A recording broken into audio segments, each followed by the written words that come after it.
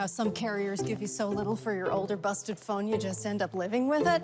I don't think so. Verizon lets you trade in your broken phone for a shiny new one. You break it, we upgrade it. You dunk it, doggy bone it, slam it, wham it, strawberry jam it. We upgrade it. Get a 5G phone on us with select plans. every customer, current, new, or business. Because everyone deserves better.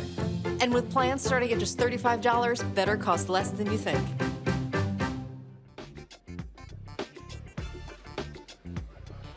Today is Friday, December 17, 2021. Coming up on Roland Martin Unfiltered on the Black Star Network, live in Atlanta. The 2021 Cricket Wireless Celebration Bowl in less than an hour. the Southwest Athletic Conference is going to have their Hall of Fame banquet. We will talk with the commissioner, Charles Mcclellan, about their honorees, but also about the expansion the conference has undergone this year. We also will talk with the outgoing and the incoming commissioners of the MEAC conference as well. Also, a big announcement today. Cricket Wireless announced a 6-year extension of them sponsoring the Celebration Bowl. Also, in today's news, Kim Potter testifies on her behalf in her trial, where she was on trial for killing Daunte Wright. A lot of stuff we're going to be covering today on the show here in Atlanta, but also news of the day. Folks, it's time to bring the funk on Roland Martin Unfiltered on the Black Star Network. Let's go. He's got it. Whatever the miss, he's on it. Whatever it is, he's got the scoop, the fact, the find.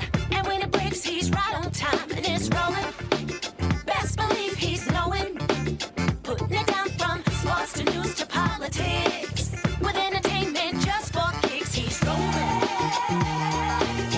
It's on go, roll, y'all. It's Roland Martin, rolling with Roland now. He's funk, he's fresh, he's real, the best, you know he's Roland Martin now.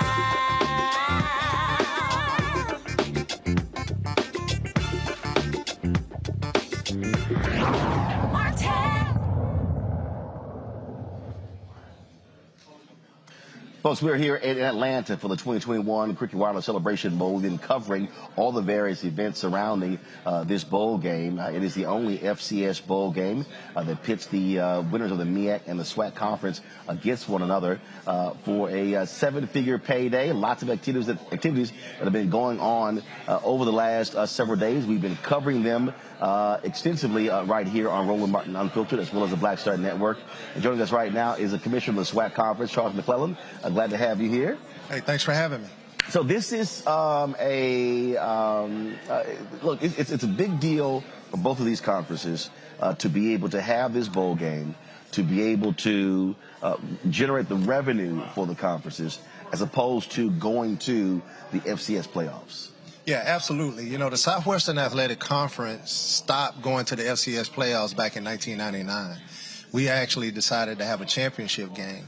The Bayou Classic really was the impetus for doing that, because that game is always the week after. So oftentimes Southern and Grambling were our best teams, and they couldn't go. So the decision was made to have our championship game. So we were a little ahead of the MEAC in wanting the Celebration Bowl. And once they made that decision, I think neither conference has looked back. And one of the things that when I talked with Commissioner Thomas, he said it was real difficult to get his folks to agree to that because so many wanted to be a part of that playoff system. But he said, look, it's not making any money for us. Well, the playoff system is tough. And what a lot of people don't know about the FCS playoffs is that you have to pay your own way to go. And if you host, you have to bid, and part of that money goes to the NCAA. So for most institutions, it's not a money-making opportunity. And then when you look at the overall competitiveness of it, quite often it was like the basketball tournament. The SWAC team and the MEAC team was always playing the #1 team in the nation. You know, it's kind of tough to go to North Dakota State from Lorman, Mississippi, and win a football game, right? So for us, we just did not feel that it made sense. Our record overall before 1999 was 0-16, 0-17. But when you start talking about the Celebration Bowl, when you start talking about pitting two champions against each other, that's going to go for the National College Black Championship. When you talk about a true bowl experience, and when you talk about the only two FCS conferences that participate in a bowl system that was set up for FBS conferences, and then when you talk about ABC, there is no way in the world you could go back and look at the FCS playoffs and say that this opportunity is not as good or even better than the FCS opportunity. You also had some expansion this year in your conference. Yeah, we did. We brought in Bethune-Cookman University and Florida A&M University, and part of the goal was not only to have a team here in the Celebration Bowl, but to get an at-large team into the FCS playoffs, and we were successful in doing that this year, where Florida A&M was selected to participate in the FCS playoffs. So you got the best of both worlds. We got the best of both worlds, and that was a part of the plan. But also, having those two teams in your conference also expands your footprint to the state of Florida. Oh, no doubt. Bringing in FAMU and Bethune was very instrumental in this overall success and fever that we're starting to feel in the Southwestern Athletic Conference. When you bring in two rapid fan bases, when you bring in two institutions that are the center of black college, you know, and to team them up with the 10 that we have, it was a win-win for both. And we're just ecstatic to be able to have those two. And SWAC, you know, we got a long ways to go, but I tell you, it's going to be a fun ride. How are you also positioning this conference for the future? Because what you're dealing with here is, we're seeing the movement of the Power 5 conferences. Texas and Oklahoma leave the Big 12. They go to the SEC. You're seeing just all of that going on. And so how do you remain competitive in this environment? Well, I think that's a great question. You know, you're talking about a conference that's been around for 100 years. You're talking about a conference, again, that has every major Division I HBCU college or university in its conference now, from Texas all the way to Florida. When it comes to black college athletics, we want to take the thing over and we want to insulate ourselves. So if we can generate enough revenue, you look at what Jackson State did. You know, they had championship game, 50,000. Alcorn State game, 60,000. The game before that, they had 55,000. If we can continue to put those numbers in there, FAMU sold out homecoming, Alabama A&M sold out homecoming, Alcorn sold out homecoming, Mississippi Valley State sold out homecoming. And now the sponsors and the corporate partners are coming in. We have increased our corporate sponsorship and partnership program by almost 6,000% from the time that we took over to now. And as you look at additional television opportunities, we think that we can compete with some of the Group of 5 institutions. As a matter of fact, from a revenue generation, we're 3 years away from out generating them from a revenue standpoint. So we think that we're very strong and very well positioned to be able to continue to carve out the footprint and change the landscape. And I think that's another point. We're not going to sit back and let the landscape dictate what we do. We're actively involved with the NCAA and the legislative process. We're going to change the landscape to benefit the Southwestern Athletic Conference. You also have an opportunity, the big news this week, the #1 football player in the country, choosing to go to Jackson State. That's a huge coup not only for the school, but also for the conference. Right. Name, image, and likeness. Now, if you go back and you check the books, there were 5 conferences that voted to change the name, image, and likeness legislation. So the NCAA put all of these committees together. And at the end, we took a look at it. It was the SEC, it was the Pac-12, the ACC, the Sun Belt, the SWAC, and one other conference. And people ask me, why is the SWAC even involved with SEC? Your interests are not the same. Well, actually, they are.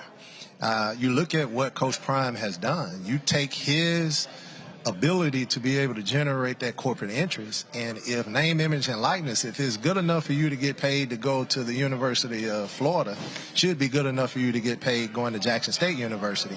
And we wanted the rules to be as flexible as possible, because when you look at it, the state law takes precedent over everything, and each state has different laws with different abilities. So we wanted the NCAA rule to be able to allow whatever the state rule is or state law is to be able to govern it. And I think it is going to open up eyes.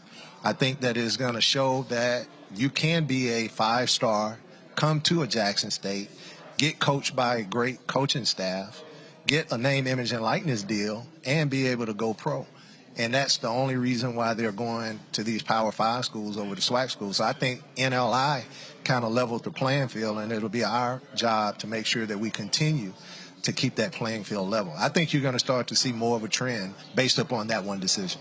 And I think what this boils down to is when we talk about, you know, what's happening with SWAC, with the MEAC, it's the building blocks of these institutions. You know, I'm always talking about how we have to build the capacity of our black institutions. No question. And Commissioner Dennis Thomas, you know, he's announced his retirement. We've had a lot of retirement talk today, and he seems happy. I'm sad, right? We're losing an icon. We're losing a voice. We're losing someone that is very instrumental. We're losing someone that has built all of this.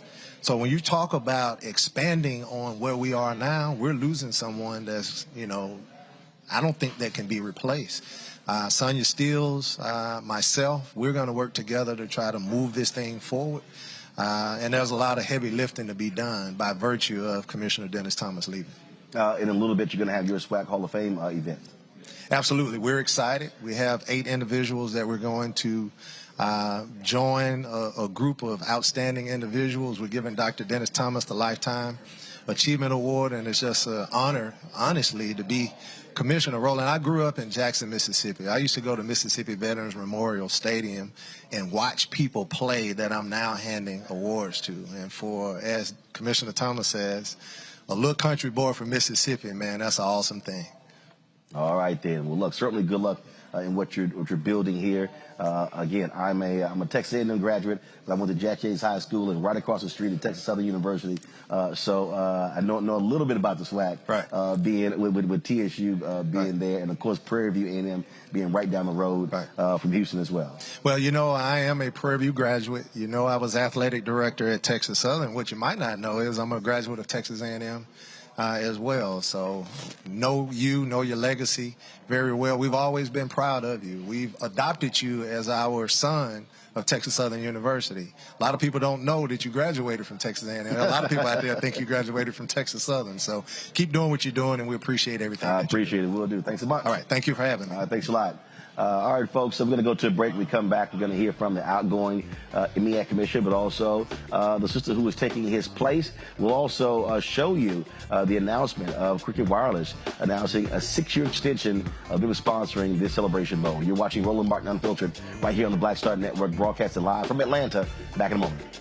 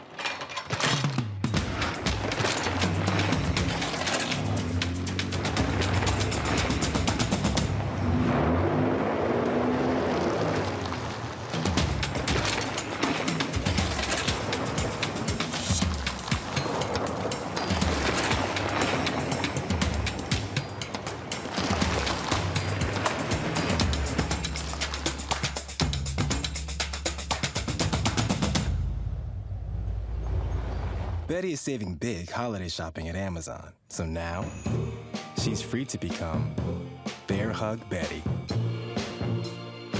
Settle in, kids. You'll be there a while. Ooh, where you going?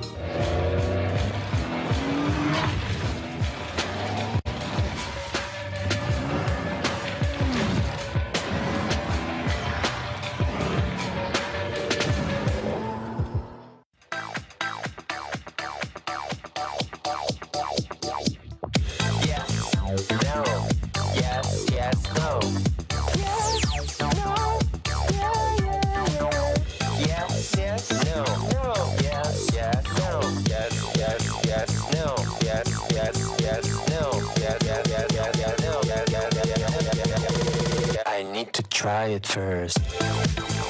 I'm Chrisette Michelle. Hi, I'm Chaley Rose, and you're watching Roland Martin Unfiltered.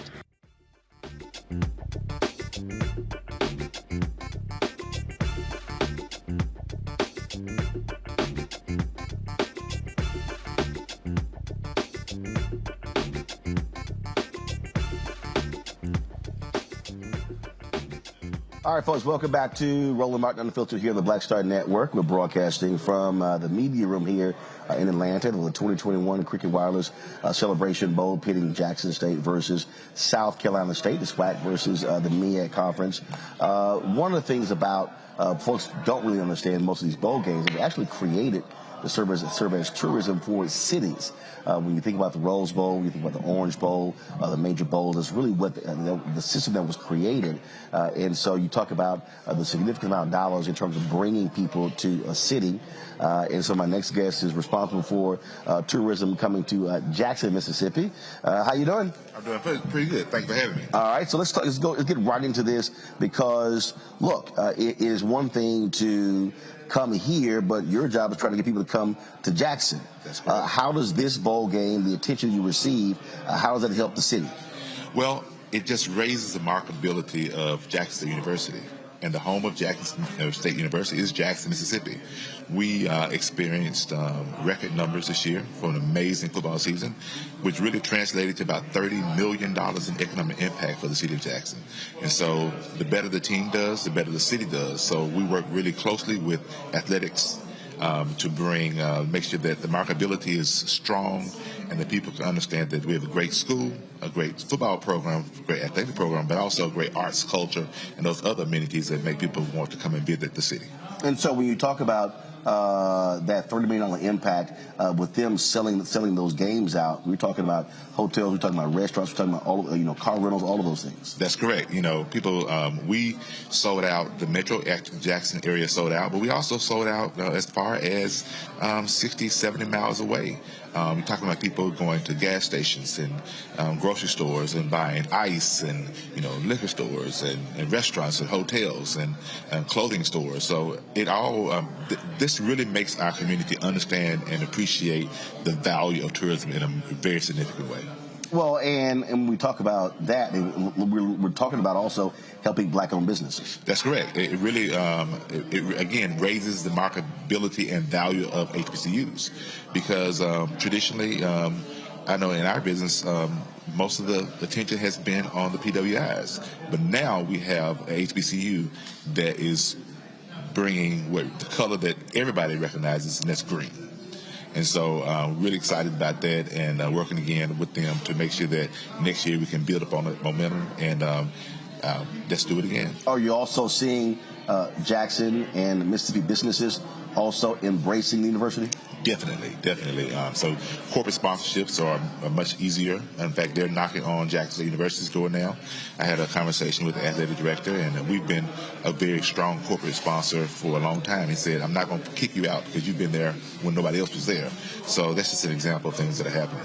All right, then. Well, certainly good luck with that. And as they say, your business, look, it's about increasing the revenue flow. That's right. All right. Good luck. Thank you for having me. I appreciate it. All right. I want to bring in my panel right now, folks. Michael M. Hotep, host of the African History Network. Michael joins me right now. Faraji Muhammad, radio and TV host, and also Matt Manning, civil rights attorney. I'm glad to have you here. I'm going to start with you, Michael. What we're talking about here, Michael, is the rebuilding of black institutions. I talked about this yesterday. It's capacity. That's what we're seeing with these two teams, with these conferences, but also how it impacts the broader community of black-owned businesses.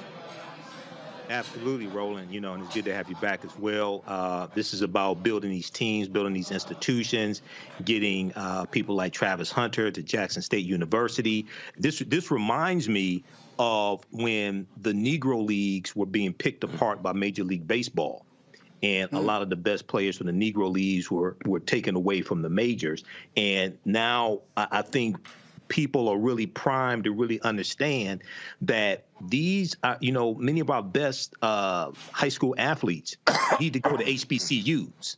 Need to go to HBCUs. And then you deal with, you just had the interview, we deal with the businesses that surround these institutions, especially African-American owned businesses, being able to profit from people going to the games and things like this. So this is dealing with building up these educational institutions, but also economic empowerment when it comes to businesses around them as well.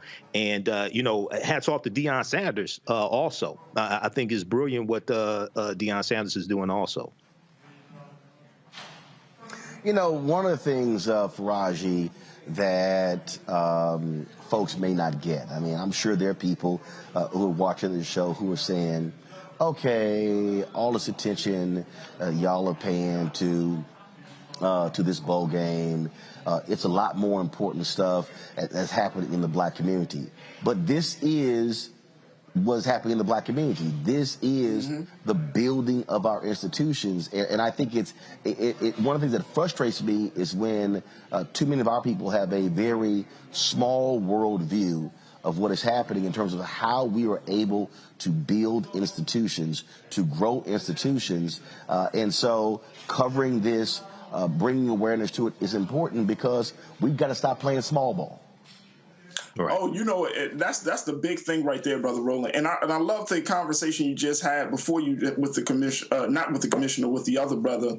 But you talking about the fact that a lot of Black institutions were born out of the frustration because white institutions and white platforms and white infrastructures did not accept us, whether you're talking about the church, whether you're talking about our political party, or whether you're talking about an athletic conference. It comes out of the fact that white people, if they bring us in, they bring us in at a lower amount, lower rate. If they bring us in, they want to usurp our talent. And so we have gotten to a place, and I think this is fantastic that we do talk about these things, because we have gotten to a place to show that, look, when you are frustrated, when dissatisfaction can be the fuel to bring about the change that you've been hoping and praying for. And so if folks don't see the power moves that are being made, one of our YouTube watchers said that, big power moves. If folks don't see the power moves that are being made in terms of taking black athletes, especially college athletes, where we know, Brother Roland, it felt like just yesterday where a black college athlete had possession and power over his or her image, likeness, and how they're going to use their brand, right? But for years, the NCAA has been just basically just sucking the life out of black college athletes, right? Putting them on posters, putting them in commercials and all of that. And yet that black college athlete is kind of left in this predicament where they're not able to make money, where they're not able to really gain from all of the work that they've been putting in. And so, yes, this is necessary. And people say, well, it's just about sports. No, it's not just about sports. It's about empowerment. It's about money. It's about us saying that in this space of sports and entertainment, we need to have some level of ownership. In this space of sports and entertainment, we need to dictate our own future. And that's the place that we're in right now. So it's awesome that we are having a celebration bowl. It's awesome that corporations are looking to fund this whole endeavor. But my hope is, Brother Roland, as you talk to the commission about, that we can bring, large-scale black-owned businesses into the fold, right? And not just have Coca-Cola or Cricket or any other person kind of just keeping folks at bay, but you bringing in those small black businesses, bringing them into the conversations, bringing them at the table, so that way there can be full, complete community ownership of black people. You have black athletes being supported by black businesses. I mean, this is the start of something fantastic. And Matt, that point there, when you talk about your HBCUs, the businesses that surround these institutions typically are black owned. When you talk about your restaurants, when you talk about your other businesses, and so when you have people coming back to those campuses, attending those games, it is driving economic development for our community. It absolutely is. And as a Howard grad, I first have to say go MEAC, but I spent many a dollar at football games and otherwise at the businesses that were around Howard and that supported myself and all the other students. And it's beyond just the economic impact. Those business owners are the same people who checked to make sure I was doing my work in school and make sure I was going to graduate on time. So it's a community that's around these institutions, and the institutions really provide invaluable resources to the community, obviously beyond the educational impact, but also the economic impact. So it's a wonderful thing, but I got to say, go MEAC. All right, then. Got to go to a break. We come back. We're going to talk with the retiring commissioner of the MEAC Conference, Dennis Thomas. That's next on Roland Martin Unfiltered, right here on the Black Star Network, live from Atlanta.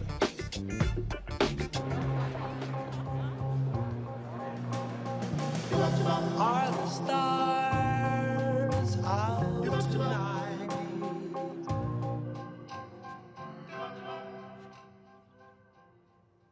Alexa, play our favorite song again. Okay.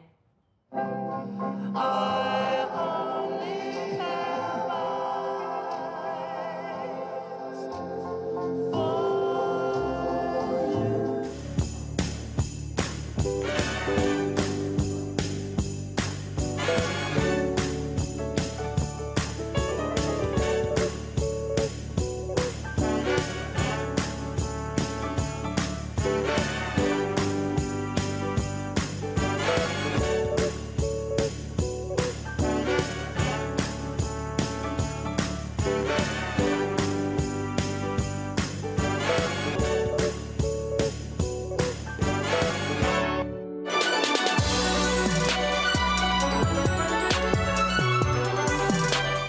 I'm Eric Nolan. I'm Shantae Moore. Hi, my name is LaToya Luckett, and you're watching Roland Martin Unfiltered.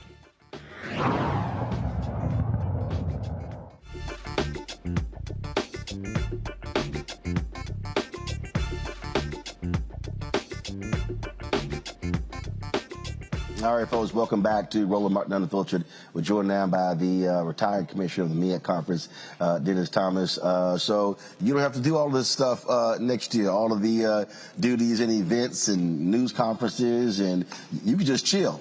Well, Roland, it'll be in good hands. Sonia Steele, the commissioner-elect, is ready, and she's going to do an absolutely fantastic job. You should also feel good after today's announcement of the extension of Cricket Wireless for 6 years as a sponsor of this bowl. Absolutely. We are very pleased that corporate America has invested in HBCUs and in this bowl game. And it is absolutely critical that we continue to receive the kind of investments from corporate America. Are you getting calls and emails from some of your other peers saying, man, how in the heck did y'all pull this thing off? Well, I got calls in 2004 when we first asked ESPN to invest in a bowl concept that I brought to ESPN.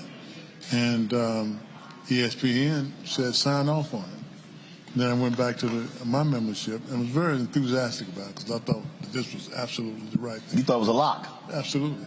And our membership said that pump the brakes a minute, Dennis. We want to remain in the playoffs. And I said this is an absolutely tremendous opportunity that we need to take advantage of. We'll have new revenue streams. We'll get branding. We'll get promotion. We get marketing. And we will also be able to recruit students, just not student athletes, to students.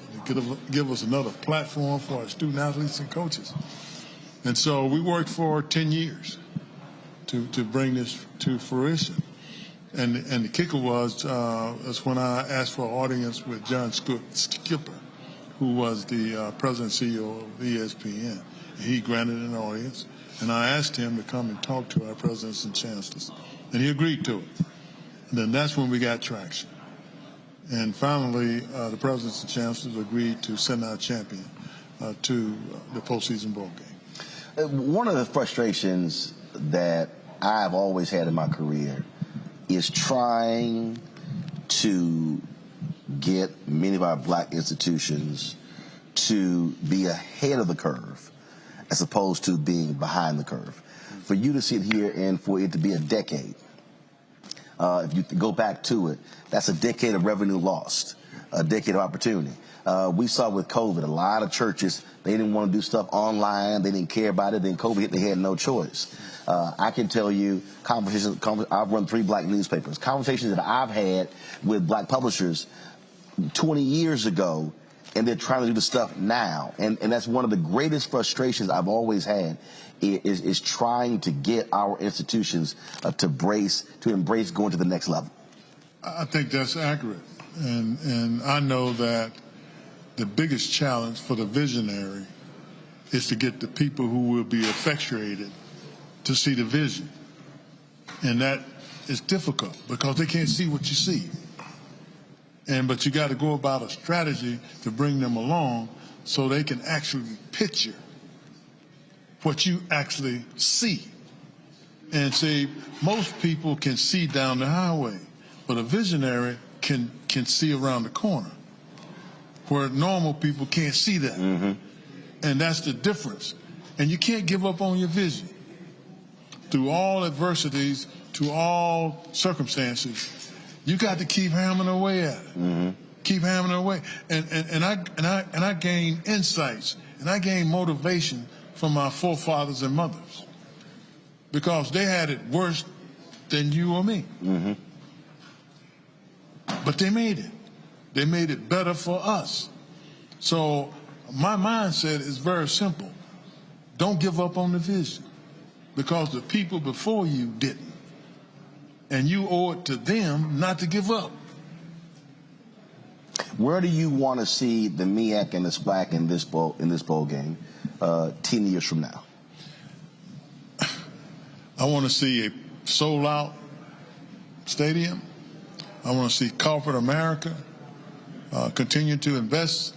And I want to see students all across the globe seeing our institution as a viable option for an education. Not just, see, this is bigger than a game. In my mind, it's bigger than a game. And you got to look at this from a holistic perspective. How does this advance our messaging for all of our institutions? How does this advance our mission? And we have to, and we must become more diverse if we're going to stay relevant. And we just can't be all black anymore. We still can maintain our mission, our goals and objectives, but we have to serve all of America in order for us to grow, in order for us to sustain our stability, in order for us to be better to corporate America and improve our value not only to our community, but to our world. When you talk about leaving, what's the one thing you're going to miss? Relationships. I got in this business to make a difference with student athletes. And relationship with student athletes has always been on the forefront. And developing student athletes to be better people. And also, you have to understand people talking about getting your degree. That's great. That's the bottom line. But you have to be educated. A lot of people with degrees are not educated. Okay? Now, you want to take that holistic approach where you are inculcating and imbuing these students to their fullest potential, God-given ability. Now, that's what we should all be about. And whatever that takes, then we have to have the right strategy to implement that. And that strategy different from campus to campus, from individual to individual. Now, that's, in Dennis Thomas' humble opinion, what we should be about. All right. Well, look, we are looking forward to, you getting the Lifetime Achievement Award from the SWAC, the Hall of Fame there. You've been honored by a competing conference, so that's always a little different. Well, it's not a competing conference. I'm part of the MEAC. I played in the MEAC. I was educated in the MEAC, Alcorn State University. I just happened to be the commissioner of the MEAC. And but you do want the MEAC to win that game, Sam? No question. No question. And by the way, I'm happy you brought that up, Roland. You know, out of the 5 bowls, Celebration Bowl, the MEAC won 4 of them. Okay? So you know, we kind of at 90% right now, you know? So all the people that say that, well, you know, the MEAC, you know, they're not as strong this year as they have been. Well, that is yet to be seen. And we'll let tomorrow determine that. So you're saying you got all the hype with Deion, but the championship's with the MEAC. There's one thing about athletics. They keep score. At the end of the day, they keep score. And whoever ends up with the most points, you know, wins the game. All right. So talking the game ain't the game. Always good seeing you. We appreciate it. Good luck in retirement. Thank you, sir. And enjoy yourself. Thank you. All right, folks, when we come back, we're going to show you some of the news conferences earlier, both of the coaches here at the 2021 Cricket Wireless Celebration Bowl. You're watching Roland Martin Unfiltered on the Black Star Network.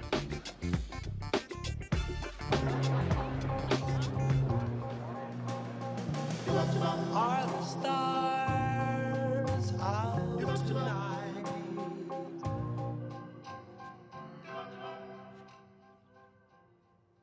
Alexa, play our favorite song again. Okay. I only have eyes for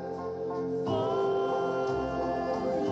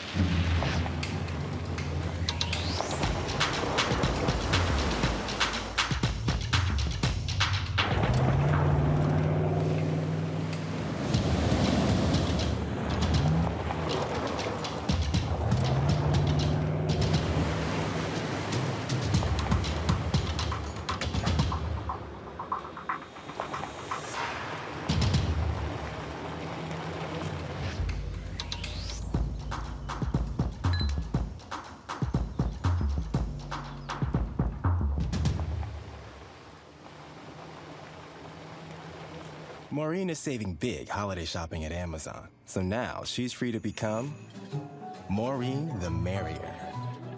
Food is her love language, and she really loves her grandson. Like, really loves. What's up, y'all? I'm Will Packer. Hello, I'm Bishop T.D.J. What up, Lana Well, and you are watching Roland Martin Unfiltered.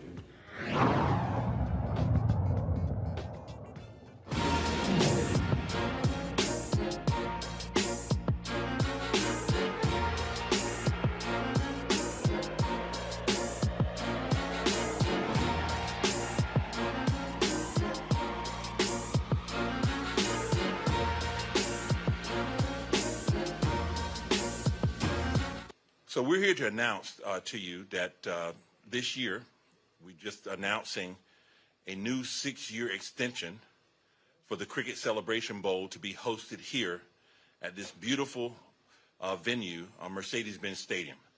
We're delighted to be partnered again with the Mercedes-Benz Stadium family, and our good friend Tim Zalowski and his team have been wonderful with us over the last 6.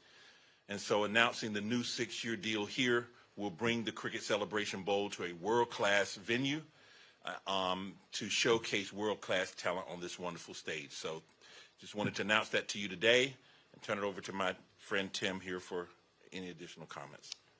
First and foremost, it is our pleasure to obviously announce what the 6-year extension. John and the team at the Celebration Bowl and ESPN have been outstanding partners with our organization, and it gives us great pride to host the first game in the College Bowl season each year with the Celebration Bowl taking place here, the Cricket Celebration Bowl. So we set out at Mercedes-Benz Stadium to bring the best events from around the world to Atlanta.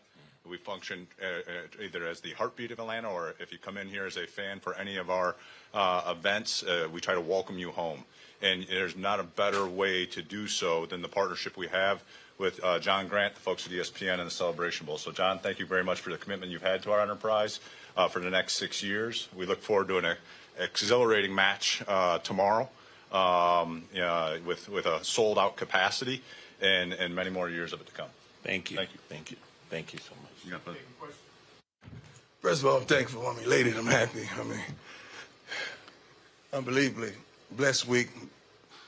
Wonderful honor. This gentleman right here has been outstanding. When I tell you that this is really, truly a bowl game, I was blessed to attend 4 bowls at my tenure at FSU.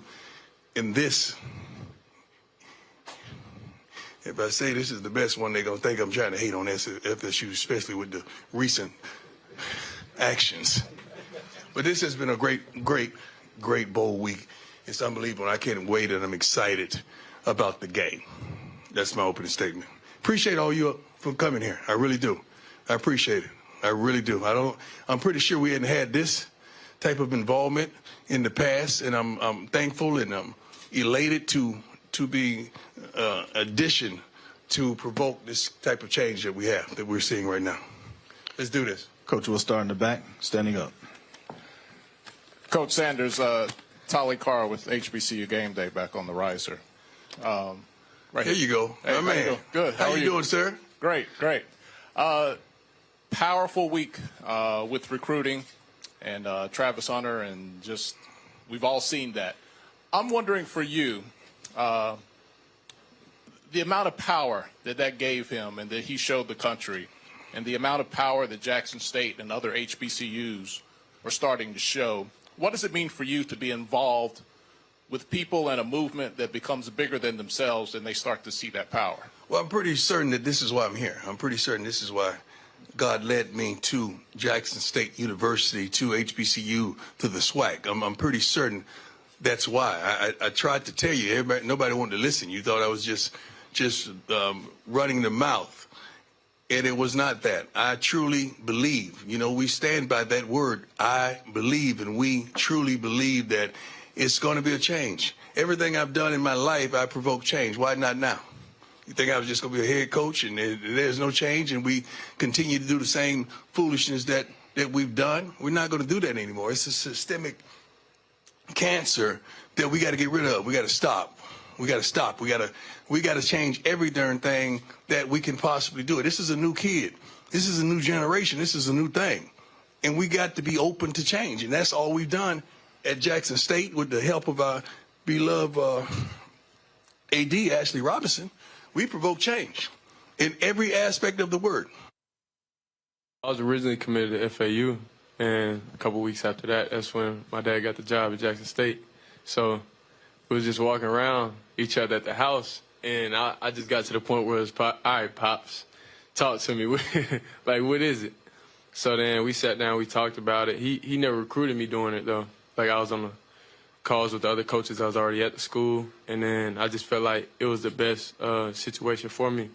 And my whole recruiting process, I wanted to go somewhere and play right away. I'm not going for go there, sit a year, learn from this guy. I feel like experience is the best thing in learning. So I knew regardless of wherever you go, you'll have the attention and have the spotlight wherever. So I just felt like this was the best place, and for our people too.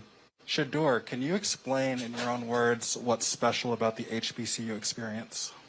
I mean, you see it. You see just the fans, just everything coming to fold now.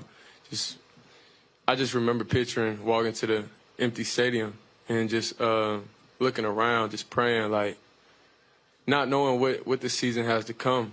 And the magnitude of everything we're doing now, it just really showed that God's real. Shedeur, you talk about the decision you made to come. You know, you were a 4-star. You were the highest recruit at that point. Now you guys just got another young man that has committed to you all, who's highly rated. Just talk about, what it is. You said you guys chose to come to Jackson State, and now he's chosen to come to Jackson State. What do you think it is that makes those young men who their father isn't the coach, what makes them want to come to Jackson State? I mean, just seeing how real it is. I mean, you guys are teammates. It's not a relationship with my pops where, okay, I get special treatment and stuff like that. Like, I'm human too. Like, I'm a regular player too. So I feel like just the players and just teammates seeing how everything's so genuine and how down to earth our coaching staff and coaches is, and they understand what it's like to be one of us in our situation. Guys, thank you all for coming. Appreciate you coming to check on us. We've been going through a neat week here at the Celebration Bowl. I got to first thank all of the sponsors, all of the operational folks, starting with John Grant. John is the executive director of the Celebration Bowl. John has done a fantastic job of running this thing. I've been involved with other bowl games, and I can tell you that this is as well run as any game I've ever been associated with. The sponsors, starting with John Dwyer from Cricket Wireless, the Coca-Cola folk, the Delta came in there in Columbia, brought all their top-notch people in and flew us in from Columbia to Atlanta. That was a fun little trip. It was kind of fun in a way because, I mean, we bust to Delaware. I mean, so you come back and take the plane to Atlanta. It was truly an exciting kind of opportunity that way. So we've got to thank all of the folk that are involved here with the Celebration Bowl and say that it was truly a pleasure to be a part of this particular fair this way. And we look forward to seeing if we can come out on Saturday and play against these Jackson State Tigers. Everybody knows Jackson's the favorite.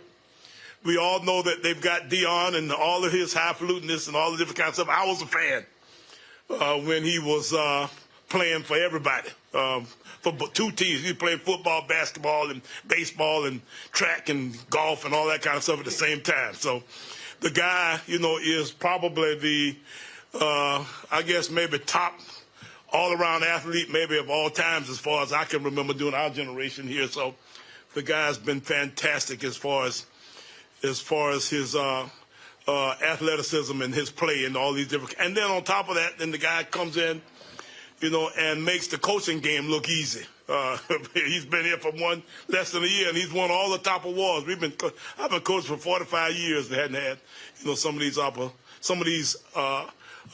accolades and stuff of that kind that he's had. So it's been a fun run to see him rise to the top of the league, and he's done a little bit for us all. I gotta be honest and say that I'm sure some of the numbers that we've had as far as the record ticket sales and that kind of stuff are somewhat, I guess, dependent upon the fact that, that he's got there doing what he does. But South Carolina State folk have done a nice job themselves. We've been extremely excited about this thing. The build up from the time that we won our conference to now, has been tremendous in the way that our fans have gotten excited about and done, a great job of coming together and being a part of this thing too. So I'm looking forward to seeing our fan base out there against their fan base, along with the fact that our team is going to be against their team. Our band is going to be against their band. So this is going to be a fun experience for us all. So I'm looking forward to this and many, many more Celebration Bowls to come, because I think we've got something here. I think we've got a model that might be good as ever. Y'all ready for me to shut up? Rick? No, yeah, I know y'all. All right, folks, when we come back, we'll talk with the winner of the Jerry Rice Award for the best player in the FCS, Deion Sanders, the first HBCU player to actually win that award. You're watching Roland Martin Unfiltered right here on the Black Star Network.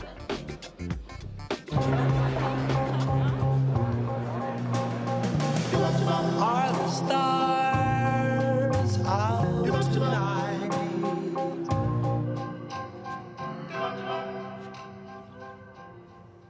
Alexa, play our favorite song again.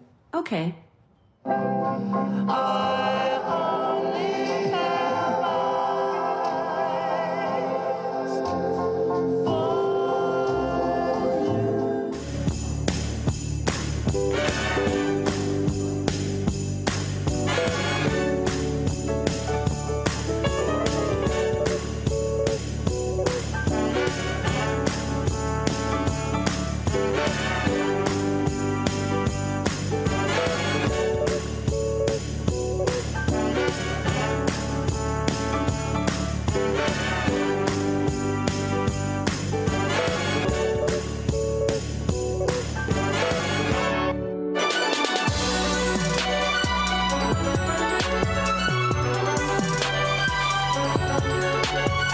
Know who Roland Martin is. He got the ascot on, he do the news. It's fancy news. Keep it rolling. Right here. Rolling. Roland Martin. Right now. You are watching Roland Martin Unfiltered. I mean, could it be any other way? Really? It's Roland Martin.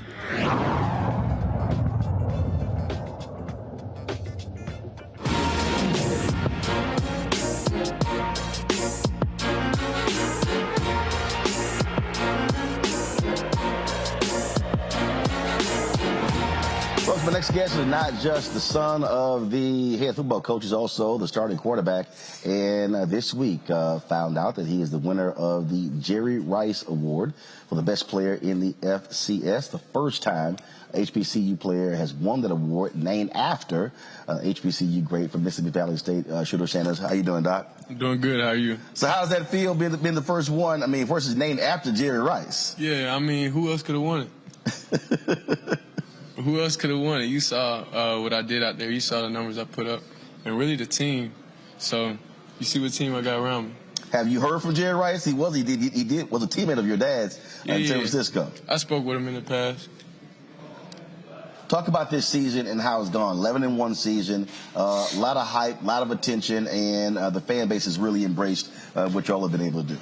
I feel like it's a pretty darn good season to me. Offensively, we're putting up numbers. We could be doing more. Defensively, you see with that side of the ball. You see that teams are having trouble scoring on them. So I feel like overall it's a good time. It's a good year, and you see just the media around HBCU football now. A lot of times you'll have quarterbacks who might disagree with their coaches. You're in a unique situation because when you look to the sideline, it's not just the head coach, but it's also dad. Yes, sir. So do you? And so what has that relationship been like as well in terms of when it comes to game day? I mean, he's been my coach for my whole life. We've been doing the same thing in high school. We won a championship in high school all 4 years. So it's nothing new. It's just like we're just doing history again. Well, that's still also a little bit different because you also the whole dynamic of other players as well having a dad and a coach. It's not the first time you've had players that have been coached by their father. What do you want people to know about your dad as a coach? They see prime time, they see the player, they saw him when he was in the NFL. But what should they know about him as a coach? I mean, you could tell he's a genuine person. He's gonna tell you straight up the real. You here at the HBCU, he's not gonna lie to you about anything. So I feel like he understands what situation we're in, and like just as students of the school. So he's been through that before too. He went to college, he did all that. So he's more realistic and he's very reasonable. Well, and also as somebody who's played at the highest level, considered the greatest cornerback to play in the NFL. So I take it when it comes to your defense, listening to him, they probably listen a little bit more intently based upon their track record. No, I feel like everybody listens to him. It's not just a defensive thing. It's just like offense, we just got to get going. That's all it is. We just got to put up more yards, put up more numbers. Defense is just, they got more experience on that side of the ball. I talked to South Carolina State coach a couple of days ago, and he said the strength of our team is our defense. He said so they should expect a strong test come Saturday. I mean, hey, I feel like in the SWAC we play good defense week in and week out. Now, I just talked to Commissioner Dennis Thomas. He did remind me of the 5 Celebration Bowls. The MEAC has won 4 of those 5. I mean, nobody else is doing numbers how we do. You see it's a new thing. You see it's a new year. You see everything's different. So you said y'all looking to change that trajectory in the past as opposed to SWAC coming to this game and not taking the title home. I mean, this is the thing. We're not just living in the past. It's a new day. You see the fans. You see we're on SportsCenter every week. You see the difference. We don't have to talk about it. You see it. So obviously you feel like the outcome's going to be the same how it is the year before. That's just something you're just going to have to think. How has it been looking up on those stands? We showed the video from earlier today. You talked about going to some games and seeing a lot of empty seats. But this year, seeing a lot of those seats filled for the first time. Oh, it's amazing. When you got the vet packed with all of our people, it's a different feeling. It's something that I've been in a lot of college football games, really just on visits and everything, but this is different. You come out during halftime, you see 1,000 people on the field. It's the band, everybody, J-Sets, everybody. So it's just a real different experience that I feel like a lot of kids in our culture need to understand and need to see how it is. Do you also believe that folks at Jackson State not only are waiting for halftime, but they're also waiting for y'all to come out in the second half? Because one thing you hear a lot of HBCU fans, they're like, yeah, okay, once second half comes, it's always about the halftime performance as opposed to what's happening on the field. I don't really think you say that about our team. Yeah, I feel like we're entertaining throughout the whole game. Okay. Well, look, it's going to be a great game tomorrow. Of course, on ABC, national audience. It's not going to be on ESPN on one of the digital channels. Only one of 4 bowl games. It's going to be on broadcast, and so the whole country actually gets to see what you can do and what South Carolina State can do. Yes, sir. All right, we're looking forward to it. Certainly, good luck at tomorrow's game, and give them hell. Yes, sir. All right, then. Folks, again, we're going to come back. We're going to talk some news of the day. Kim Potter testifies in her trial in Minneapolis. Also, noted author, feminist Bell Hooks passed away. We'll also talk about that as well. You're watching Roland Martin Unfiltered right here on the Black Star Network, live in Atlanta, the 2021 Cricket Wireless Celebration Bowl.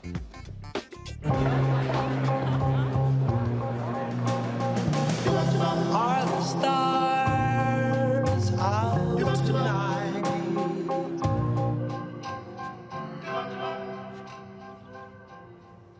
Alexa, play our favorite song again.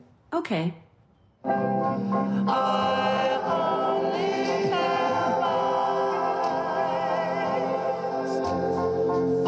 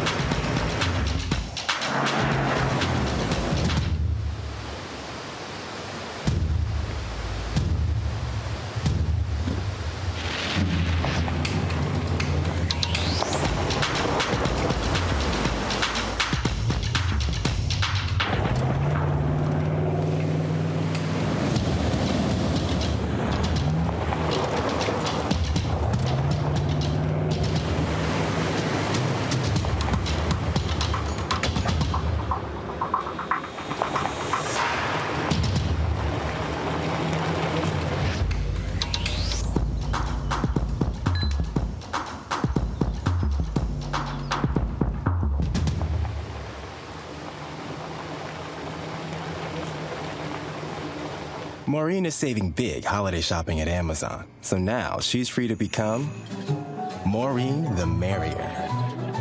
Food is her love language, and she really loves her grandson. Like, really loves. Hello, everyone. It's Kiara Sheard. Hey, I'm Taj. I'm Coco. And I'm Lily. And we're SWV. What's up, y'all? It's Ryan Destiny, and you're watching Roland Martin Unfiltered.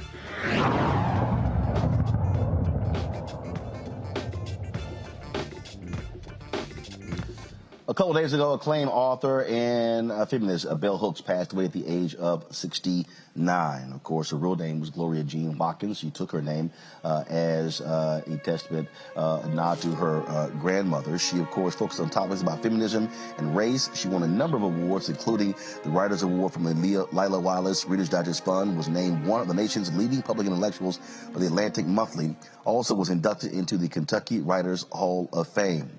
Joining me now is Dr. Imani Perry. She's professor of African American Studies at Princeton University. Dr. Perry, glad to have you on the show. For folks who don't know about Bell Hooks, who don't know about her writing, why was she so impactful, especially to a whole generation, 2 generations of black women? Many of them were commenting, just shocked and stunned at the passing of Bell Hooks. Yeah, well, first of all, let me say thank you for having me and thank you for spending the time to talk about her. She was an incredibly brilliant woman, an author of literally dozens of books. She resonated with people because she wrote from the position that she began. She was a country woman. She was from Kentucky, and she became an extraordinary intellectual. And through those experiences, decided to share with people how she thought about gender, how she thought about sexuality, how she thought about class, how she thought about injustice broadly. Her writing was inviting. It wasn't, distant academic language. She reached for people where they are, where they were. And she also, and this is really important, I think, for our communities in particular, she wrote about love. And she wrote about spirituality. And so she really thought that the work of the intellectual was to tend to the entire person and to the entire community. And when we talk about, again, when I saw the reaction from so many people, they just talked about the power of her writing and how she centered black feminism. That's something that it wasn't an afterthought. It was the center of everything she wrote about. Yes. I mean, black women were at the center of her calling, and she took the name of her great-grandmother and put the name in lowercase to emphasize. She was interested in we, us, collectively, our people, our community, black women's legacies in particular. But she didn't, for her, that was an entry point to thinking about the entire world. So for her, being a black woman wasn't limiting. It was actually a perspective from which one could understand the world in extraordinary ways. But you always, when you opened her book, you knew that you were being seen, that you were being recognized, and that you were important as a black woman reader. But I also think it's really important to say, she loved black men dearly, and she talked about wanting to tend and care for black men as well. We're bringing my panel, Michael M. Hotep. I want to start with you, your thoughts on Bell Hooks, and also if you have a question for Dr. Imani Perry. All right, thanks, Roland. Thanks, Dr. Imani Perry, for coming on today and teaching us more about Bell Hooks. This is a big loss as well. She wrote 40 books translated into 15 different languages. I posted about her death on the African History Network fan page. The question I had, Dr. Imani Perry, and I know you're the person that asked this too, when we deal with and hear about feminism or black feminism, oftentimes African-American men are automatically off-put by it. And this has caused factions in the movement for issues pertaining to African-Americans. How do we continue to push for issues that are beneficial to African-Americans while at the same time not denouncing African-American women when they talk about issues that are specifically impact them? Oftentimes when they bring up issues that impact them, they're told that they're being divisive and you should just focus on black issues, not black women issues. How do we move forward? together? Well, that's a hard question to answer. I mean, I think Gloria, and I called her Gloria instead of Bell Hooks. I mean, when she wrote the book Feminism for Everybody, she was trying to respond to that. I think, my perspective is I think Black liberation is for all Black people. And so one of the ways, so we shouldn't think of our interests as competing, but we should think every sector of our community deserves to be tended to. And that there is no hierarchy in our communities, that we all deserve care. I mean, if there is one, it is our babies come first, right? And so, so that's the ethos. I understand there are a lot of sort of tensions, that we are a complex people. We have differing politics. We have differing perspectives. We're not going to all agree. We're not going to have the same idea about liberation. But I do think if we start from the perspective that we care about all members of our community, that helps. Okay, thank you. Faraji? Oh, I can't hear you. Faraji, we can't hear you. Got you. Dr. Perry, thank you so much for joining us on the show today. I'm wondering, in terms of Bell Hooks' legacy, what would she say to Black men today about getting involved in the feminist movement, or what role should Black men play in the feminist movement? Because I'm sure that you've heard this. It seems like there's a generation of Black men, younger Black men, that have very different views about the role of women, the role of men, whether it's in the household, whether it's in the workplace, whether it's in the community. So how would Bell Hooks advise us to move forward on making sure that the next generation of Black men is a part of the change to bring about a greater level of respect for Black women? Well, I mean, I think, and I feel pretty confident saying this because, I spoke to her over the last several years, and everybody, changes and grows. But I think consistently what she tried to talk about was being aware of the very particular kinds of oppressions that all folks in our community experience. So it's hard to, ask people to join a movement without also recognizing what they're experiencing, right? How they might. So I think for young Black men, in the ways that young Black men are targeted and demonized, right? That's also part of the struggle for liberation. And she was very attentive to that. So it's not a sort of, bring you into one side. It's actually bring us all into recognizing each other. Now, that said, she didn't shy away from challenging sexist attitudes and ideas in ways that not everybody liked all the time, but in ways that people found difficult. But this is why I mentioned the point about love, right? So if love is the underlying ethic to everything that you do, and people know that you love them, that makes it a lot easier to accept pushback, criticism, when you know that it's not coming from a place of competition or hostility, but love. And so, it's a long struggle. We've had a hard history. So it's not ever going to be easy, but it's worth fighting for. And that's the lesson she taught us. It's worth fighting for. Thank you. Matt Manning. Good evening, Dr. Perry. Thank you so much for joining us and for teaching us.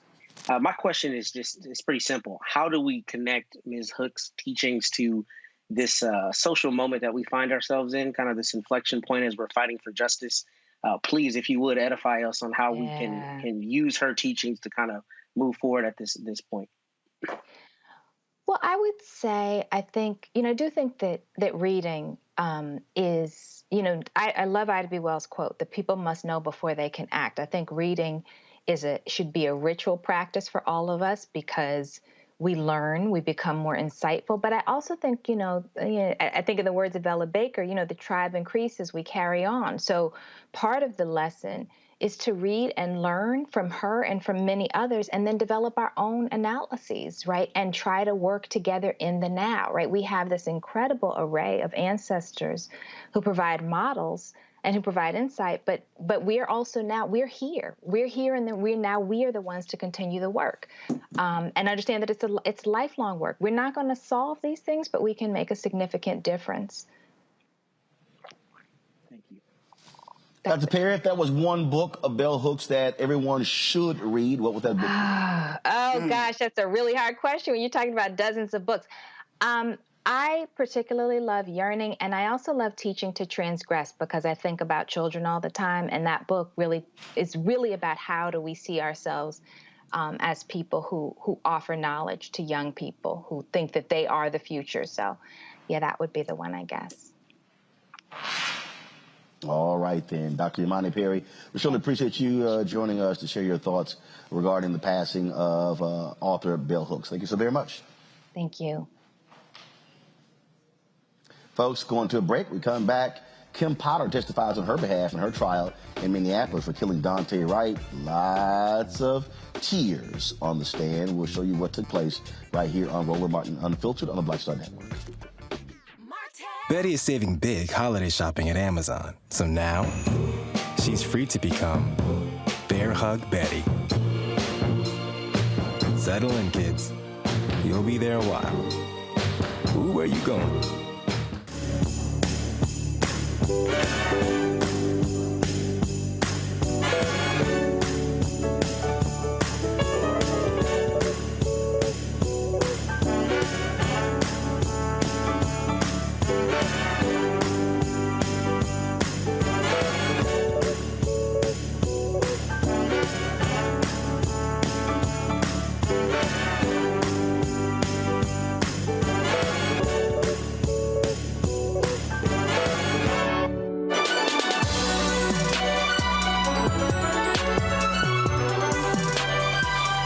Hi, I'm BB Winans. Hey, I'm Donnie Simpson. What's up? I'm Lance Gross, and you're watching Roland Martin Unfiltered.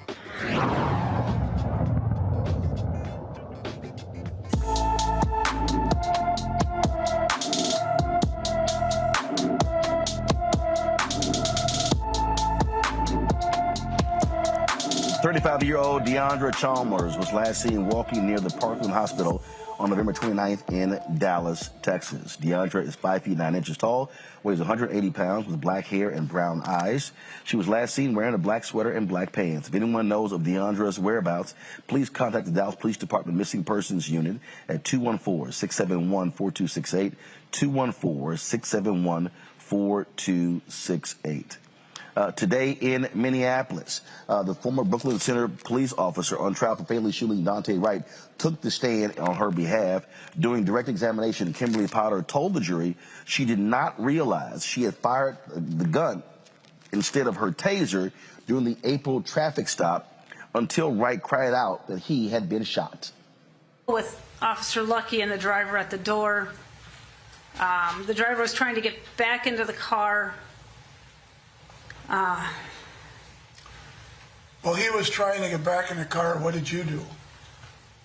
I went around Officer Lucky as they're trying to get back in the door. I'm between the door and Officer Lucky and the driver. And the driver's getting into the car. And what happened next? They're still struggling, and I can see Sergeant Johnson and the driver struggling over the gear shift because I can see Johnson's hand and then I can see his face. And you knew Johnson for many years before this, is that right? Yes. And by looking at his face at that point in time, what did you interpret it to mean? He had a look of fear on his face. It's nothing I've seen before.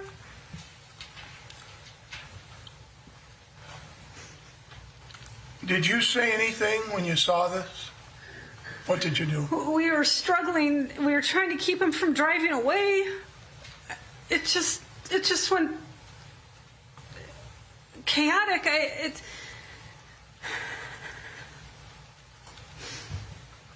And then I remember yelling, "Taser, taser, taser," and nothing happened. And then he told me I shot him.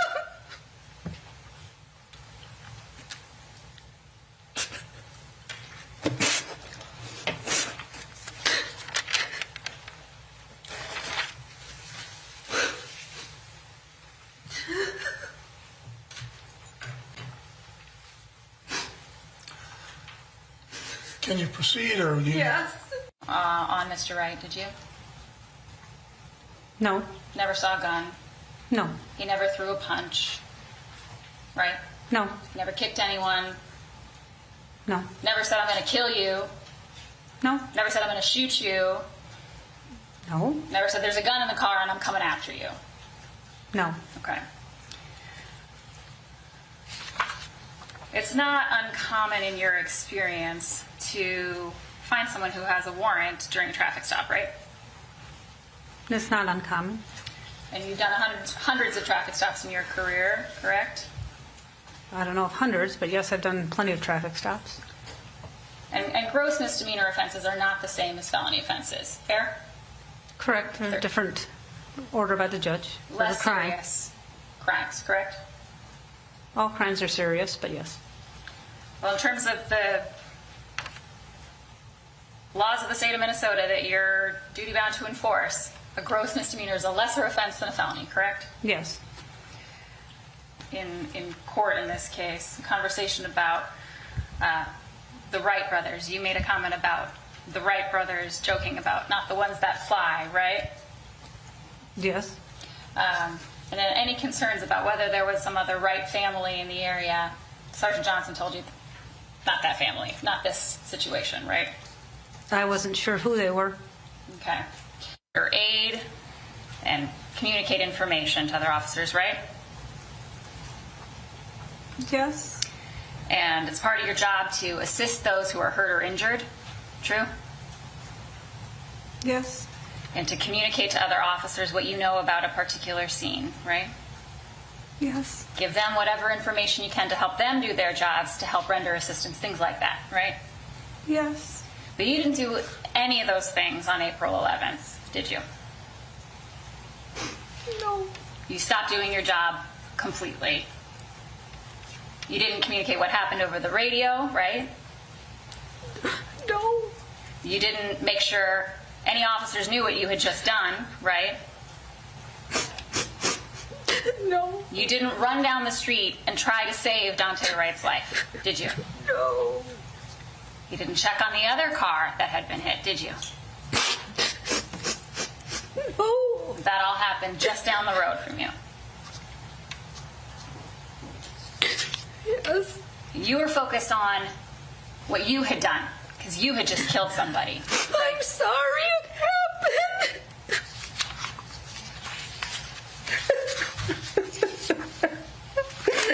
I'm so sorry. Ms. Potter, from your reaction today, and from your reaction on your video, you didn't plan to use deadly force that day, did you? No. You didn't want to use deadly force, did you? The objection is overruled. No. Because you knew that deadly force was unreasonable and unwarranted in those circumstances. I didn't want to hurt anybody. You didn't want to hurt anybody. No. And that's why you said, I'm going to go to prison. I don't. That's 3 times now, Your Honor. Repetition. All right. The objection is sustained. Ms. Potter, you know the difference between left and right, don't you? All right, Matt Manning, I want to start with you. I mean, is there a plausible defense? Oop, my bad. A little bit, to an extent. But I'll tell you this. Let me first say, everything in a courtroom is intentional. For all your viewers out there, they have her dressed this way purposely. I'm sure her attorneys told her, if you get emotional, do not stop, crying. All of those things are, unfortunately, what lawyers try to leverage in front of a jury. And here, if you look at the picture, they've made her look as homely, and I mean no disrespect, but as homely, as maternal, as accessible. We're talking Minnesota, right? So this is all intentional. And I say that in support of saying, if you notice, she didn't even use Daunte Wright's name. She continued to say the driver. I guarantee you her attorneys want to depersonalize Mr. Wright and make it seem as though she's just a good officer doing her job. But I would say here, the tears are for fears. They're to try to impart to the jury the idea that she was so afraid for that, a couple things are happening. One, she was afraid for her own safety, but the ancillary thing is that she was afraid for the safety of this other officer. They're trying to establish a defense of third person defense that'll essentially say, even if she wrongfully shot him, she's within the bounds of the law because she had a reasonable apprehension that her other officer was going to be hurt.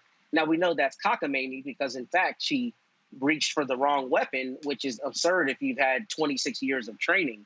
But in terms of making people think, there is, I think, a chance that at least one juror will, potentially bite that argument. And that's what viewers need to know. In the criminal justice system, a conviction has to be unanimous. So they can get a hung jury off one person buying what we're seeing here, which I think is a pretty good acting job, but it's all intentional. And that's very important for people to know that I think that's the defense they're going for. They're trying to attack the intentionality, which is why you hear her saying so frequently, I didn't mean to do it. It wasn't purposeful, trying to say it's an accident. And even if it isn't an accident, it's okay because I feared for my other officer's safety. That's what you're seeing at play here. The issue here, Faraj, is, I didn't mean to do it, but somebody is dead as a result of her actions. Yeah, I mean, absolutely. That's the big issue. But I'm wondering how much does the part of her screaming out taser, taser, taser will play into this? I mean, and Matt, I think you're making up some excellent points, saying that from everything, the way she's dressing and to the emotion. But I mean, the part that she says taser, taser, taser, I can't personally get past that. I'm wondering if that is going to be like the Achilles heel of this case, where she's not going to be prosecuted to the fullest extent of the law because she announced taser, even though she reached for her service revolver, her service weapon. So I'm wondering, you spoke about intentionality, the intention behind this whole situation. The intention seems to be a huge part of this whole case because she said taser. You can clearly hear it on the video. But then at the same time, as the prosecutor said, that you didn't reach out for the other folks. You didn't see what happened to Daunte Wright. You didn't see what happened to the other cars. I mean, the intention is certainly a big part of this. But that one little piece where she says taser, taser, taser, I'm thinking that just might be a situation that to give her just a little leeway in the minds of those jurors. I don't know. You know what I mean? We have dealt with, and we've talked about it endlessly on this show, many cases where there have been those small lines, small details that have often been kind of like disregarded. But in this case, it's still hard for me to see that there's going to be justice served for the family of Daunte Wright just because she yelled out taser, taser, taser. Matt, Brother Roland, am I wrong on this? May I have permission to respond? Well, also is just so sick. Yeah, Matt, go ahead. I was just going to say really quickly, I think that's a great question, but I think the intentionality here is precisely the issue insofar as that's what she's saying. I was trying to reach for my taser. I didn't have the intent to do this act that actually caused his death, is what I'm getting at. So that's, I think, what her defense attorneys are trying to attack, because generally homicide statutes, manslaughter statutes are going to have an intentional element. And that's exactly what they're lobbying for. Not only was this not intentional, however, even if it was intentional, she had a defense of third person statute or defense. And the way that works very quickly is generally you're entitled to a defense if there's a scintilla or a very small amount of evidence showing that you should get an instruction in a jury charge, which is why they asked her all those questions about the other officer on the other side of the car. That's what you're seeing them try to establish right now. The thing here, Michael, that when you watch this, her attorneys have already laid the groundwork by saying, if she's found guilty, they want the judge to sentence her and not the jury. But we also know in many of these cases, juries give the police officers extreme benefit of the doubt. And so it's not clear cut that she's going to be convicted in this case. No, it's not clear cut. Now, the prosecution did a really good job today And as I said before on the show last Friday, I knew she was going to break down crying on the witness stand. They had her dressed like a soccer mom today to get some sympathy also. But, you know, what's really, it's a number of things that are really damaging. The body cam footage of what happened right after she shot Daunte Wright. She said, I'm going to prison. She said, I killed a boy. She didn't say anything about fearing for her life. She didn't say anything about trying to protect other officers, anything like that. She said, holy sugar honey iced tea, I just shot him. She said, I grabbed the wrong effing gun. I shot him. Okay. But then the prosecution today went on to talk about how, so, you know, after Daunte Wright was shot, the car drove off. It hits another car. When other officers arrived on the scene, Officer Kim Potter didn't tell the other officers exactly what happened and did not try to render aid to Daunte Wright either, who was down the street and crashed into another car. So, yeah, you know, a lot came out today, and we know the defense rested today as well. So it's not clear cut that she's going to be convicted, but the prosecution did a good job. I really don't think a lot of her testimony today really helped her. The tears did help, but the testimony is different than the tears. Well, guess what? Juries can be very emotional in terms of what they buy. And as Matt said, all you need is one to say not guilty. So we'll be following this to its conclusion. All right, folks, got to go to a break. We come back more on Roland Martin Unfiltered right here from the Black Star Network. President Joe Biden speaks to South Carolina State for commencement today. We'll show you some of what he had to say. Back in a moment.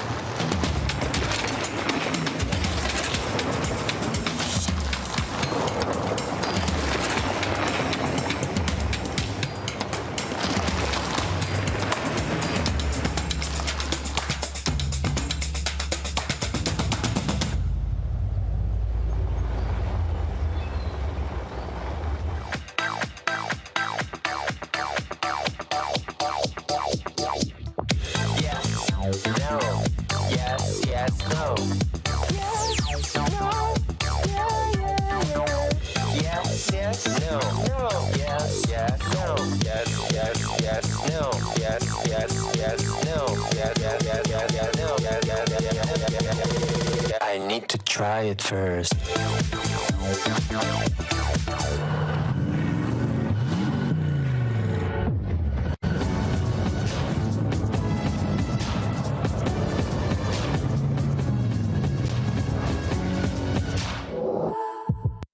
I'm Chrisette Michelle. Hi, I'm Chaley Rose, and you're watching Roland Martin Unfiltered.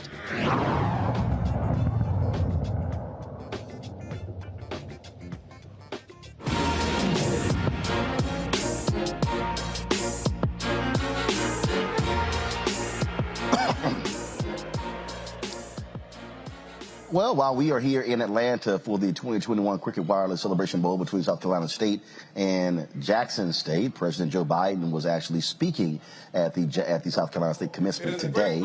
Congressman Jim Clyburn, who's a graduate of South Carolina State, did not walk across the stage when he finished it a number of years ago, but got a chance to do so today. And, of course, you know, was paid back by having Biden come back and speak, considering it was Clyburn who made it possible for him to win the nomination. Here's some of what Biden had to say. Anything like the unrelenting assault on the right to vote. Never. I don't think any of you have on this stage ever seen. Not a joke. And folks, you know, as John Lewis said, it is the only, without the right to vote, there is no democracy. It's not just about who gets to vote or making it easier as we used to try to do to make people eligible to be able to vote. It's about who gets to count the vote, whether your vote counts at all. Folks, I was chairman of the Judiciary Committee for a long time. At the end of my stint, before I became vice president, I was able to pass the extension of the Voting Rights Act for 25 years, and guess what? And convince Strom Thurmond of South Carolina to vote for it. No, not a joke. I thought we're finally beginning to move. But this new sinister combination of voter suppression and election subversion, it's un-American. It's undemocratic, and sadly, it is unprecedented since Reconstruction. Vice President Harris is leading the efforts for us, but on the anniversary of Bloody Sunday, I directed every single federal agency in the United States government to promote access to voting, and each agency is heading and heeding the call. HBCUs have helped produce 40% of all the black engineers in America. 50% of all the black lawyers in America. 70% of all the black doctors and dentists in America. And 80% of all the black judges in America. Folks, I see HBCU excellence every single day in my administration, and I'm not exaggerating. Vice President Harris, my cabinet, Michael Reagan, Administrator of the EPA, senior White House staff across my entire administration, graduates, I'm here to congratulate you, but also to let you know that your country, this is not hyperbole, is counting on you. They're counting on you to change, to turn the dial at a moment we have a chance to do it. And that I'm committed to doing everything I can to make real the promise of America for all Americans, for all of you. That's why my administration has delivered $5 billion so far to HBCUs just this year. Just this year. And more to come. Because there's nothing you're unable to do if you have the product. If you have the laboratories, if you have, well, a lot of these HBCUs aren't endowed like these other universities.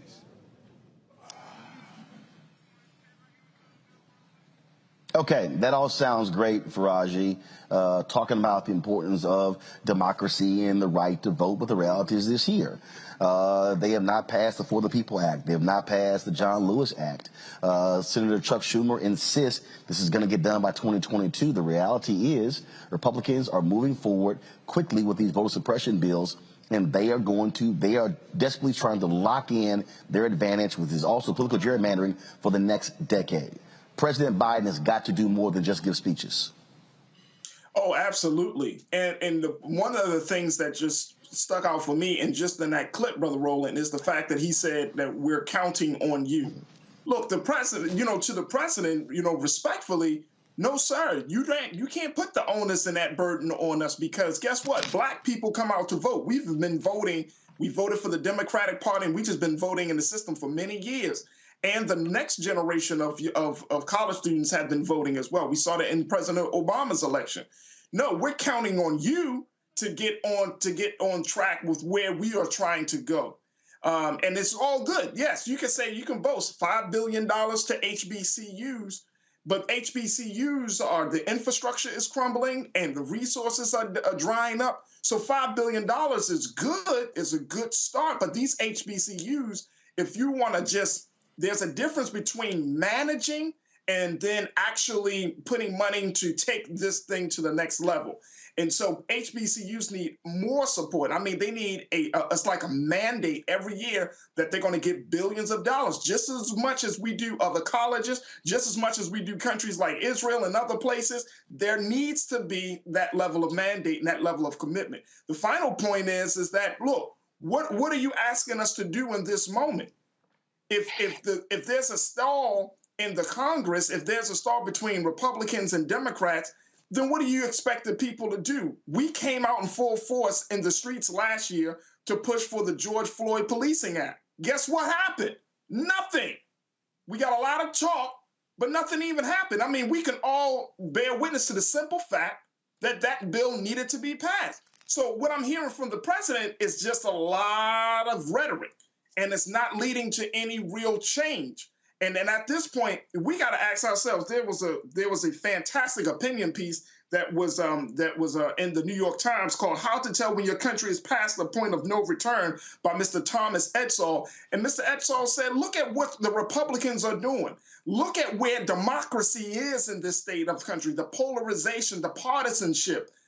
That's stuff that's happening right there at the executive level. Mr. President, what are you doing about that? Are you using your bully pulpit to push things forward that you know that is going to be best for young Black people coming out of these HBCUs? No. You don't need to count on us. We need to count on you. We need to see that you're going to come through on the promises that you said you're going to do. If you say you're serious about making sure that we're doing what we need to do, then guess what? We need to see it. Not just talk about it, we need to see it. That way we can feel it in our actual lives.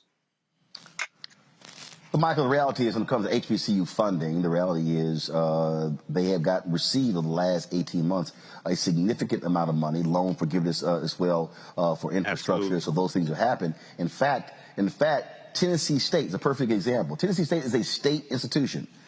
Tennessee State has received more money from the federal government than they have received from the state of Tennessee, whose job is to fund them. So the reality is the federal government's job is not to fund HBCUs completely. Many of these are state institutions. The states are supposed to be doing it. Jackson State, state institution. South Carolina State, state. Prairie View A&M, state. Texas Southern, state. I can go on and on and on. And so, when we talk about HBCUs, there are public HBCUs and private HBCUs. And so there's been a lot of money that have been flowing to HBCUs over the past 18 months. On the issue of voting, though, look, Biden has to be as aggressive in going after Manchin and Sinema and others in demanding a carve out of the filibuster for voting rights as they did when it came to the debt ceiling. Yeah, Roland, HBCUs have gotten more basically from this administration and I think in 1 year than previously any other administration. With voting rights as well as the George Floyd Justice and Policing Act, but especially voting rights, I think this week has been a turning point. I talked about it on my show because, one, the information coming out of the January 6th committee showed how detailed and well-planned the attempted insurrection was. Two, there were two important meetings that took place this week with Democratic senators. One was on Thursday, a virtual meeting Joe Biden and Vice President Kamala Harris had with 6 Democratic senators. And then earlier in the week, I think it was Wednesday, civil rights leaders, Derek Johnson from the NAACP, met with some key Democratic senators, and Senator Kristen Sinema was one of them, even though she didn't say anything on the call. That meeting was organized by Michigan U.S. Senator Gary Peters. And Senator Hassan from New Hampshire has changed her position and realizes, look, she was on the Rachel Maddow show yesterday, that they have to pass this bill and they're going to have to make a change to the filibuster. So we have to keep pushing, hold Joe Biden accountable, but also somebody whose name doesn't come up oftentimes in these conversations, Roland, and the panel, is Senator Chuck Schumer, who controls the Senate. He's Senate Majority Leader. Pressure has to be put on Senator Chuck Schumer as what? See, notice how Senator Chuck Schumer's name just oftentimes, I know you talk about him, Roland, but oftentimes in these conversations, his name is not even brought up that much. Senator Chuck Schumer controls the Senate. He's Senate Majority Leader. So it's pressure on Biden, continued pressure on Senator Chuck Schumer. But lastly, Roland, July 14th, 2021, NBC News had an article, more than 150 companies back update to Voting Rights Act. PepsiCo, Macy's, IKEA, Nestle, Amazon, Target. Now, either these companies have gone out of business since July 2021, or they have amnesia because I haven't heard a peep out of them when we have this intensification of voting rights. So we have to put pressure on these corporations as well. We have to continue this. We have to see this through. This is not the time to give up. And Matt, on that particular point, these major law firms supposedly were going to be dedicating resources to fighting for voting rights, as Michael said, these companies as well, and they've all been MIA. And this is what I've said to civil rights groups like the NAACP. This is not just about having meetings. This is why you got to have public pressure. This is why the NAACP, with its 2,000 branches, should be throwing up pickets and protests in front of these corporations and these major law firms saying, "Where are you?" Okay, look. Black Voters Matter, they've been out there. Poor People's Campaign, Reverend William Barber, Reverend Liz Theo Harris, they've been out there. For these civil rights groups, look, stop having the inside meeting. You got to have the external pressure on this administration and the United States Senate. Stop accepting the rhetoric about a chicken in the pot, but when it comes time to it, taking a couple wings. Look, at the end of the day, if you say you're going to do these things, then you need to be held accountable. And I think Michael spoke right to it. Corporations especially need to have this pressure put on them because we know that they respond to the corporations far faster than they respond to us. So if the corporations say that they're going to do it, if we find a way to continue leveraging those corporations and these big law firms, then I think consequentially it'll mean that there will be actual progress going forward. And we have to stay on that. You know, I think a lot of times, unfortunately, we buy some of that rhetoric and we forget about it down the road. I mean, not the three of you and the many others who are very well informed, but the larger people see sound bites, they buy that and say, okay, they're fighting for me, when they really aren't. So we need to stay on them and make sure that the promises that are being made are actually being fulfilled. All right, folks, let's talk about some good news here. That is New York City is getting its first female police commissioner. The city's mayor-elect Eric Adams has chose Keishant Sewell to lead the nation's largest police department. Adams praised Sewell's career with over 25 years of experience in undercover assignments, overseeing gun suppression cases, hostage negotiations, and commanding detective squads. Sewell is currently Nassau County's chief of detectives. She was promoted to the position in September 2020, becoming the first black woman to hold that role. She's not the first African-American to lead the department, but she indeed is the first woman to lead the department. So congratulations to her on that pick. Also, President Biden has nominated Sandra Thompson to be the permanent director of the Federal Housing and Finance Agency. If confirmed, she'll be the first woman in that particular role as well. Thompson is currently the acting director of the agency, which oversees Freddie Mac and Fannie Mae mortgage companies. She has extensive finance and government regulation background and also worked at the FDIC. Vice President Kamala Harris is pushing a new initiative to eliminate lead from homes and other buildings. The Biden administration, they pledged to remove all lead pipes in America in the next decade. Lead is built into our cities, it is laid under our roads, and it is installed in our homes. And that is why we decided to launch this action plan here in this House of Labor. Because unions know how to do great things. And it is right there in the original motto of the AFL-CIO, labor conquers all. So we need your help to conquer these challenges. We need your help to make millions of homes, schools, and workplaces safe for everyone. And we need your help to make sure this is the beginning of the end for lead in America. So let us get to work. And 61 years after she was arrested at the age of 15 for refusing to give up her seat to a white woman, Claudette Colvin, she has had her record expunged. That's right, a judge in Alabama expunged her record.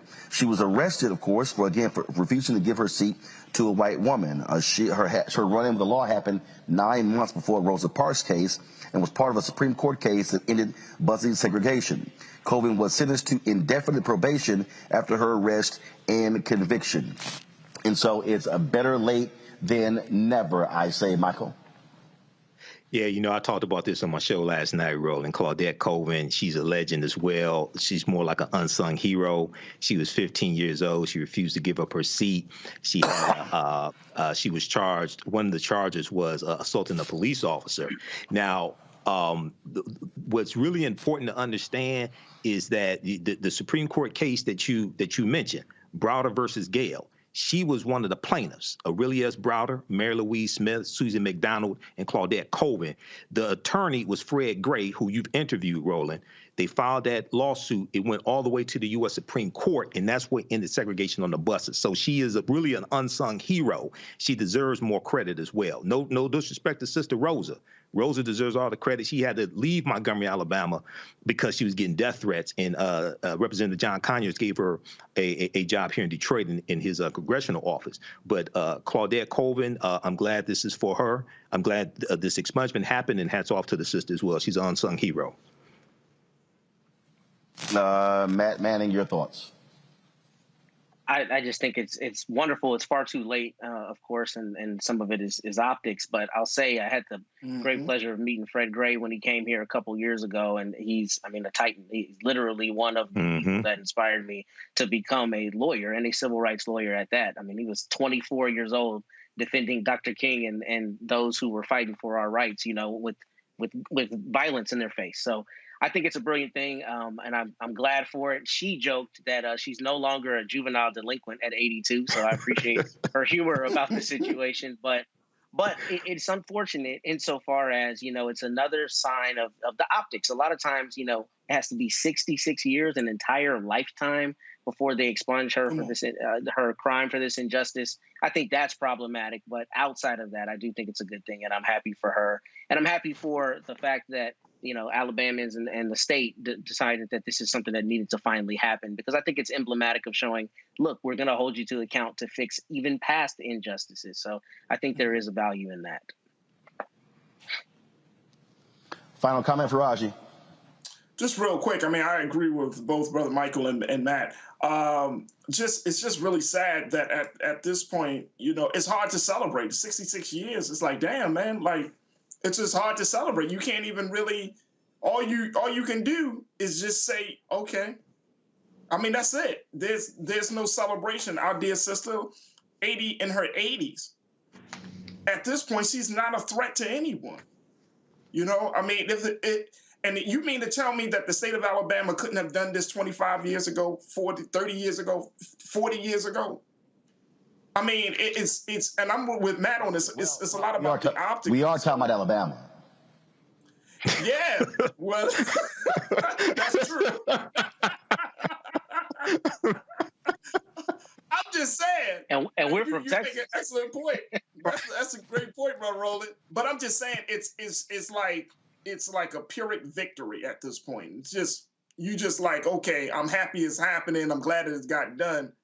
But that woman had to carry that weight for pretty much damn near her whole life.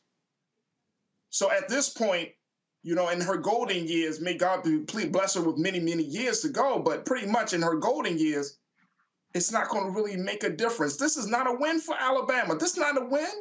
This is a slap in the face, because it took you 66 damn years to do the right thing. So it's all right, gentlemen. And I'm glad. Gentlemen, I appreciate